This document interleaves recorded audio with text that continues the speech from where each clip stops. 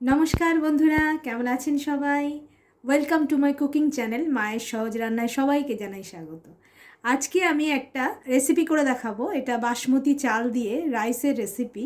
আপনারা কিন্তু এটা ট্রাভেলের সময় বা লাঞ্চ বক্স হিসেবেও ব্যবহার করতে পারেন। যখন অফিস যাবেন বা কোথাও ট্রাভেল করবেন সেই সময় এই রাইসটা কিন্তু আপনারা অনায়াসে নিয়ে যেতে পারেন। আমি এখানে বাসমতি চালটাকে নুন, অল্প নুন আর একটু সাদা তেল দিয়ে আমি সেদ্ধ করে রেখে দিয়েছি। দেখুন, জল ঝরাতে দিয়েছি। মোটামুটি 90% আপনারা সেদ্ধ করে নেবেন। এই রাইসটার জন্য আমি পনির নিয়ে নিয়েছি, ছোট্ট ছোট করে কিউব কিউব করে কেটে রেখে দিয়েছি পনিরটাকে। পনিরটা আমি একটু হালকা করে তেলে ভেজে নেব। পনিরটা ভাজার জন্য আমি কড়াইতে সাদা তেল দিয়ে দিচ্ছি। তেলটা গরম হয়ে গেছে, আমি এবারে পনিরটাকে হালকা লাল করে ভেজে তুলে নেব। পনিরটা দেখুন হালকা লাল করে আমি ভেজে নিয়েছি। এইবারে আমি পনিরটা তুলে নেব। পনিরটা ভেজে তুলে নেওয়ার পর আমি আর তেল দিলাম না, আমি এই তেলেই কিছুটা গোটা জিরে দিয়ে দেব। এখানে আমি একটার মতো পেঁয়াজ কেটে রেখে দিয়েছি, এই পেঁয়াজটা আমি দিয়ে দেবো। পেঁয়াজটা আমি হালকা গোল্ডেন করে ভেজে নেব। আপনারা কিন্তু এটা লেফট-ওভার রাইস দিয়েও করতে পারেন। আমি এখানে বাসমতি চাল নিয়েছি, আপনারা যে কোনো পোলাওয়ের চালই নিতে পারেন। আবার বাসি যে ভাতটা থাকবে সেই ভাতটা দিয়েও কিন্তু আপনারা এটা করে নিতে পারেন। ফুল মিল, একদম পেট ভরে যাবে। আমি একটু হালকা ব্রাউন করে নেব। পেঁয়াজটা আমি হালকা করে লাল করে ভেজে নিয়েছি। আমি কিছুটা গাজর এখানে কেটে দিয়ে দেবো। আপনারা চাইলে আপনাদের পছন্দ মতো যে কোনো সবজি দিতে পারেন। এটা কিন্তু আপনারা আমিষেও করতে পারেন, ডিম, মাংস, চিংড়ি মাছ এসব দিয়ে। আমি নিরামিষ সবজি দিয়েই করছি এটা। আমি এখানে একটার মতো গাজর নিয়ে নিয়েছি। গাজরটা আমি একটুখানি ভেজে নেব, কারণ এটা তো রাইসটা করাই আছে।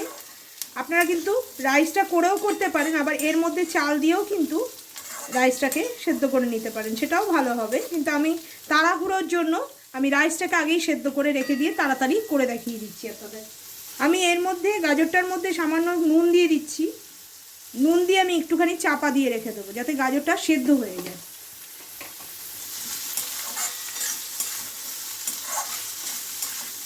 আমি একটু চাপা দিয়ে রেখে দেবো, গাজরটা যাতে একটু সেদ্ধ হয়ে যায়। গাজরটা মোটামুটি অল্প সেদ্ধ হয়ে গেছে।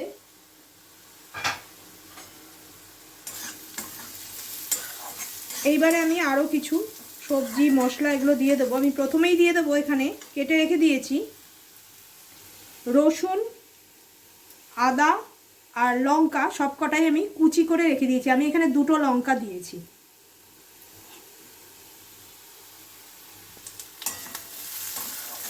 আপনারা একবারেও পেঁয়াজের সঙ্গে আদা, রসুন, কাঁচা লঙ্কা দিয়ে দিতে পারেন। আমি এটা আলাদা দিলাম কারণ রসুনের গন্ধটা খুব ভালো লাগে।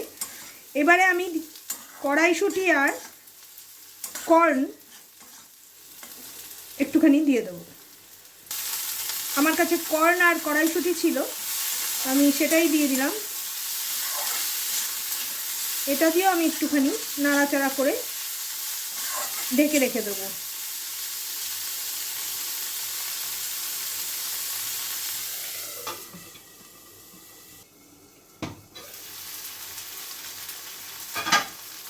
দেখুন এখনই কি কালারফুল লাগছে। আপনারা চাইলে ক্যাপসিকাম, বিনস সমস্ত কিছুই দিতে পারেন। এটা খুবই হেলদি খাবার। আর বাইরে কোথাও ট্রাভেলিংয়ে যাচ্ছেন তখনও কিন্তু রাত্রে আপনারা ট্রেনে বা বাসে খেয়ে নিতে পারেন। আমি এখানে একটা টমেটো কেটে রেখে দিয়েছি, সেটা দিয়ে দিচ্ছি। আমি গাজর যখন ভাজছিলাম তখন একটু নুন দিয়েছি, এবারে আমি আরেকটু নুন দিয়ে দেবো, কারণ আমার অনেকগুলো সবজি হয়ে গেছে। সবজির মধ্যেও নুন ঢোকাটা খুব দরকার। নুন আর মিষ্টির পরিমাণটা কিন্তু আপনারা নিজেদের মতো দেবেন। আমি চালে সামান্য নুন দিয়েছি।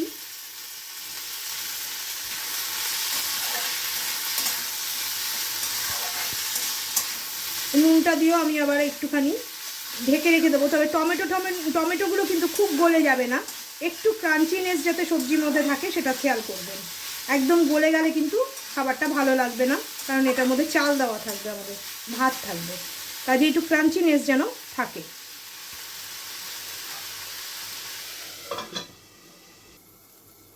আমি এবারে খুলে দেখে নিচ্ছি।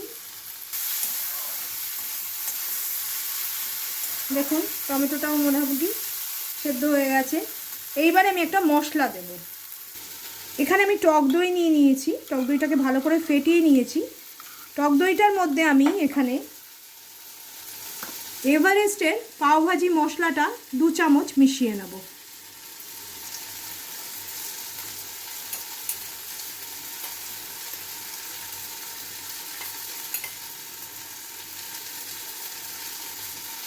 এটা ভালো করে মিশিয়ে আমি এই মিশ্রণটা কিন্তু দিয়ে দেবো। এই মশলাটার মধ্যে কিন্তু যথেষ্ট পরিমাণে ঝাল আছে, নুনও আছে, সেই জন্য আমি অল্পই নুন দিলাম, আপনারা একটু টেস্ট করে নেবেন। এই মশলাটা দিলেই কিন্তু আপনাদের রাইসটা একদম অন্যরকম হয়ে যাবে। আপনারা করে খান, দেখবেন খুব ভালো লাগবে। এটা বাড়িতেও কিন্তু একদিন কিছু করতে ইচ্ছা করছে না, তখন আপনারা এটা করে খেতেই পারেন। দইটাকে একটু লো ফ্লেমে আমরা কষিয়ে নেব, কারণ দইটা কেটে যাওয়ার সম্ভাবনা থাকবে, সেই জন্য একটু লো ফ্লেমে আমরা দইটাকে কুক করে নেব। তারপরে কিন্তু আমি ভাতটা দেব। আর ভাতটা কিন্তু একদম শুকনো শুকনো রাখবেন না, তাহলে কিন্তু ভাতটা খেতে ভালো লাগবে না। একটু যেন সগি সগি থাকে, তাহলে খেতে বেশি ভালো লাগবে।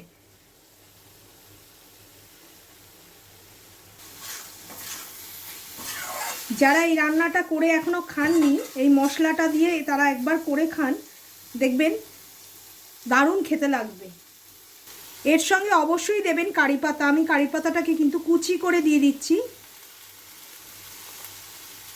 এর সঙ্গে কিন্তু আর কিচ্ছু লাগবে না, জাস্ট এই রাইসটাই কিন্তু পুরো পেট ভরা খাবার। কারি পাতাটা দেওয়ার সঙ্গে সঙ্গেই তো একটা দারুণ গন্ধ বেরোচ্ছে। আর মশলাটা তো অসাধারণ, পাওভাজি মশলা। আমাদের অনেকের বাড়িতেই থাকে পাওভাজি মশলা, ওটা দিয়ে আপনারা করে খান, দারুণ লাগবে খেতে। এবার আমি রাইসটা আস্তে আস্তে দিয়ে দেবো। রাইসটা প্রথমে অল্প দেবেন, দিয়ে ভালো করে কিন্তু এরমভাবে নাড়াবেন, কারণ বাসমতি রাইস কিন্তু ভীষণ সফট হয়। আর এটা যদি ভেঙে ভেঙে যায় না, তাহলে কিন্তু খাওয়ার মজাটাই বাজে হয়ে যায় একদম। গেস্ট এসে গেল হঠাৎ করে, তখনও কিন্তু এইটা আপনারা করে খাওয়াতে পারেন, দারুণ খেতে লাগবে। আপনারা বাড়িতে অবশ্যই ট্রাই করবেন। আমাদের একটা ফেসবুক পেজ আছে, সেটাতে গিয়ে আপনারা ফলো করে দিতে পারেন। আমার রান্নাগুলো সেই চ্যানেলে আসে ফেসবুক পেজে। আর তাছাড়া আমাদের ইনস্টাগ্রামে অনেক সময় দেওয়া হয় রান্না। আমি আরেকটু ভাতও দিয়ে দিলাম।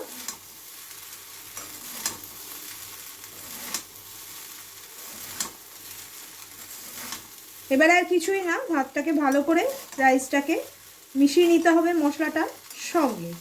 দেখুন প্রত্যেকটা জিনিস কিন্তু আমার কুক হয়ে গেছে, অথচ কালারগুলো কিন্তু কারোরই চেঞ্জ হয়নি, প্রত্যেকের সুন্দর কালার রয়েছে। আর কারি পাতাটা লাস্টে দেওয়ার জন্য কারি পাতার কালারটাও কিন্তু দারুণ রয়েছে। দেখুন গন্ধটা তো অবশ্যই রয়েছে। আপনারা এই রান্নাটা যেদিন বাড়িতে করবেন, গন্ধ এত সুন্দর বেরোবে যে আশেপাশের লোকও বুঝতে পারবে কিছু একটা রান্না হচ্ছে বাড়িতে। আমি আর নুন মিষ্টি কিচ্ছু দিলাম না, টক দইটা দেওয়ার জন্য কিন্তু খাবারটা একদম অন্যরকম টেস্ট এসে যাবে। আপনারা চাইলে লেবুর রসও দিতে পারেন টক দইয়ের বদলে। আর যারা মনে করবেন টমেটো দেওয়া আছে, টক দই দেবো না, তারা নাও দিতে পারেন। তবে টক দইটা দিলে কিন্তু খেতেও ভালো হবে, আর যাদের হজম খুব কম হয় তাদের হজমটাও হয়ে যাবে। আমার রান্নাটা অলমোস্ট কমপ্লিট। পনিরটা আমি ভেজে রেখেছিলাম, সেটা আমি ওপর থেকে দিয়ে দিচ্ছি। আপনারা চাইলে আগেই দিয়ে দিতে পারেন, তবে পনির তো সেদ্ধ হওয়ার কিছু নেই।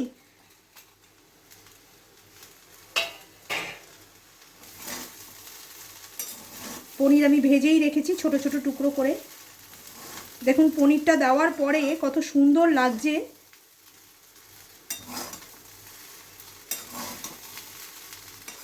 যারা ননভেজ খেতে ভালোবাসেন তারা এখানে চিকেন, ডিম, চিংড়ি মাছ বা যে কোনো পছন্দের মাংস, ডিম, মাছ দিতে পারেন। আমার রান্নাটা কমপ্লিট হয়ে গেছে। আমি এবারে গ্যাসটাকে অফ করে দেবো, আর স্ট্যান্ডিং টাইম দিয়ে আপনাদের আমি প্লেটিং করে দেখিয়ে দিচ্ছি। দেখুন পাওভাজি রাইস একদম তৈরি হয়ে গেল। Healthy and tasty recipe. আপনারা কিন্তু এই রান্নাটা লেফট ওভার রাইস দিয়েও করতে পারেন। ভরপুর ওয়ান পট মিলের একটি রেসিপি। এর সাথে কিন্তু কোনো আর গ্রেভি আইটেম লাগবে না, ভরপুর ভেজিটেবলে ভর্তি। পাওভাজি মশলা কারি পাতা দেওয়ার জন্য কিন্তু সুন্দর একটা গন্ধ বেরোচ্ছে, আর টক দইতে দেওয়ার জন্য কিন্তু অসাধারণ খেতেও লাগবে, আর গন্ধও খুব সুন্দর বেরোচ্ছে। রান্নাটা কিন্তু আপনারা অবশ্যই ট্রাই করবেন, আর আমাদের কমেন্টের মাধ্যমে কিন্তু লিখে জানাতে ভুলবেন না আপনাদের রান্নাটা কেমন লাগলো। বেশি বেশি করে ভিডিওটাকে লাইক করবেন, যারা এখনও সাবস্ক্রাইব করেননি তারা সাবস্ক্রাইব করে অল বাটনটি প্রেস করে দেবেন, আর বেশি বেশি করে কিন্তু বন্ধু বান্ধবদের সাথে শেয়ার করবেন। আর আমাদের ফেসবুক পেজ একটা আছে মায়ের সহজ রান্না বলে, ওটা কিন্তু আপনারা অবশ্যই ফলো করে দেবেন। ধন্যবাদ।